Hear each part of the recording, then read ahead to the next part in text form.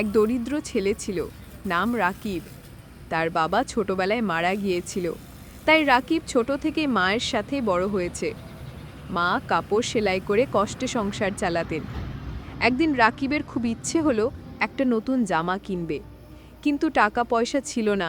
সে রাগ করে বলল, মা, অন্যদের মা তাদের জন্য কত কিছু করে, তুমি পারো না কিছুই দিতে? মা চুপ করে রইলেন, চোখে পানি এসে গেল। রাতে ঘুমানোর আগে তিনি নামাজ পড়ে বললেন, হে আল্লাহ, আমার ছেলেকে হেদায়েত দাও, যেন সে একদিন বুঝতে পারে মায়ের ভালোবাসা কেমন।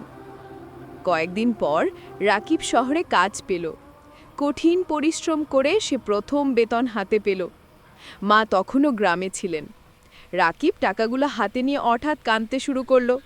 মনে পড়ল সেই রাতের মায়ের চোখের পানি। সে তাড়াতাড়ি গ্রামে গিয়ে মায়ের সামনে বসল আর বলল, মা, তোমার দোয়ায় আজ আমি এই অবস্থায়। আল্লাহ তোমার জন্য জান্নাত লিখে রাখুন। মা শুধু মাথায় হাত রেখে বললেন, বাবা, সন্তানের একটুখানি ভালোবাসায় মায়ের পুরো দোয়া।